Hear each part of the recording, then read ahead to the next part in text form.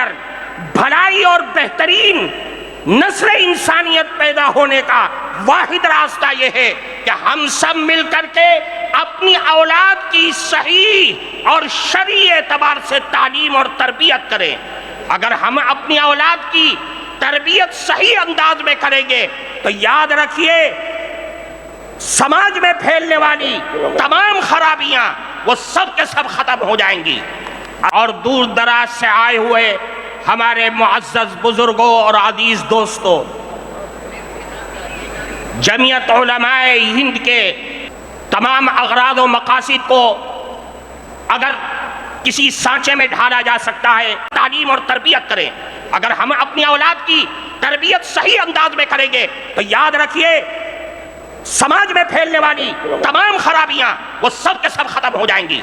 اور دور دراز سے آئے ہوئے ہمارے معزز بزرگوں اور عزیز دوستوں، جمعیت علماء ہند کے تمام اغراض و مقاصد کو اگر کسی سانچے میں ڈھالا جا سکتا ہے تو تین چیزیں نکل کر کے سامنے آتی ہیں جس پر جمعیت علماء کی یہ بلند و بالا عمارت قائم ہے: نظام تعلیم اور نظام تبلیغ اور اصلاح معاشرہ۔ اصلاح معاشرہ جمعیت علماء کے بنیادی کاموں میں سے ایک کام ہے۔ آج پورے ملک سے لوگ آئے ہوئے یہاں پر بیٹھے ہوئے ہیں۔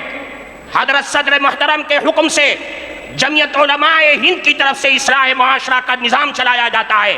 آج اس مستند اسٹیج سے آپ سب حضرات کو اصلاح معاشرہ کے سلسلے میں وہ بنیادی نقوش دیا جا رہا ہے کہ جس پر چل کر کے اصلاح معاشرہ اور ملک کے اندر پھیلنے والے ارتداد کی ساری لہریں ختم اور خاک میں مل سکتی ہیں۔ وہ بنیادی چیز اللہ کے نبی جناب رسول اللہ صلی اللہ علیہ وسلم نے ارشاد فرمایا: ادبوا اولادکم علی ثلاث خصال۔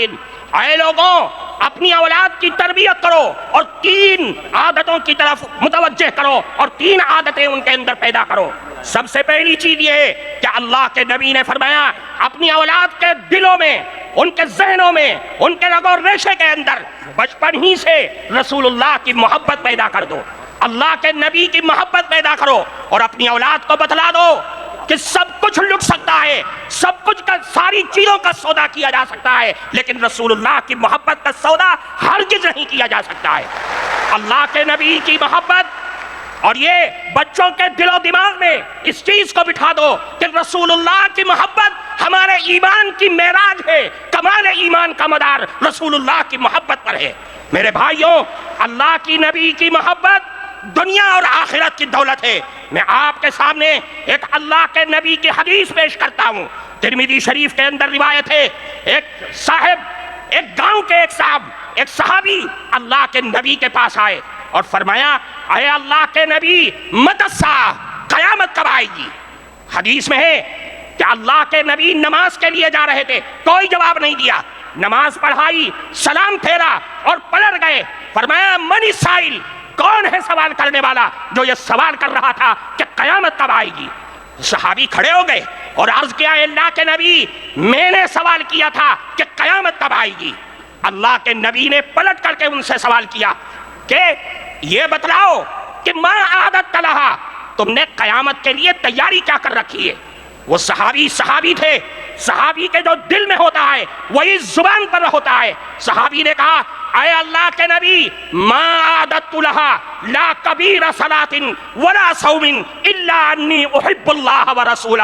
اے اللہ کے نبی، میرے پاس کوئی نمازوں کا پٹارا نہیں ہے، روزوں کا انبار نہیں ہے، لیکن ایک دولت میرے دل میں بس رہی ہے کہ میں اللہ اور اس کے نبی سے بے پناہ محبت کرتا ہوں۔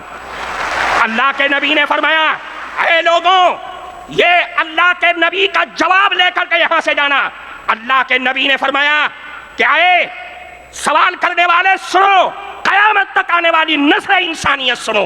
فرمایا المرء مع من احبا وانت مع من احببتا، یاد رکھو آج دنیا میں جو آدمی جس سے محبت اور دل کا لگاؤ پیدا کرے گا قیامت کے دن بھی وہ اسی کے ساتھ اٹھے گا، اور تم نے جس سے محبت کا دعویٰ کیا ہے قیامت کے دن بھی تم اسی کے ساتھ ہوگے۔ اس حدیث کے راوی حضرت انس رضی اللہ تعالی عنہ ہیں، فرماتے صحابہ کرام اس جملے کو سن کر اتنا خوش ہوئے کہ میں نے اسلام کی زندگی میں کبھی بھی صحابہ کرام کو اتنا خوش ہوتے ہوئے نہیں دیکھا تھا۔ میرے بھائیوں، رسول اللہ کی محبت ہمارے لیے بنیاد ہے، لیکن رسول اللہ کی محبت کا جنازہ، اس کا ایک حرف بھی، ہم سب کچھ لٹا سکتے ہیں لیکن رسول اللہ کی محبت کا جنازہ، اس کا ایک حرف بھی اپنے دل سے نکال نہیں سکتے، اپنی زندگی سے نکال نہیں سکتے۔ فرمایا دوسری چیز اہل بیت کی محبت، بچوں کے دل میں رسول اللہ کے گھر والوں کی محبت ان کے دل کے اندر ڈال دو۔ یہ پیدائش کے بعد سے جب بچہ ہوش سنبھالے کہ جس کے بارے میں اللہ کے نبی نے فرمایا افتحو، سب سے پہلا کلمہ فرمایا کہ لا الہ الا اللہ ان کی زبان سے کلواؤ، اور موت کے وقت لا الہ الا اللہ کی تلقین کرو۔ پھر فرمایا آخری چیز وتلاوت القرآن الکریم، قرآن کریم کی تلاوت، قرآن کریم کے الفاظ سے محبت، قرآن کے حلال کو حلال اور قرآن کے حرام کو حرام اپنے بچوں کی زندگی کے اندر بھر دو کہ میرا قرآن، میرا اللہ مجھے یہ کہتا ہے، مجھے اس بات کی دعوت دیتا ہے۔ میرے بھائیوں، قرآن ہماری زندگی کا دستور ہے، قرآن ہمارا آئین ہے، آئین شریعت ہے، قرآن کو لازم پکڑنا ہوگا۔ یہ جمعیت علماء کے اسٹیج سے آپ کو دعوت دی جا رہی ہے۔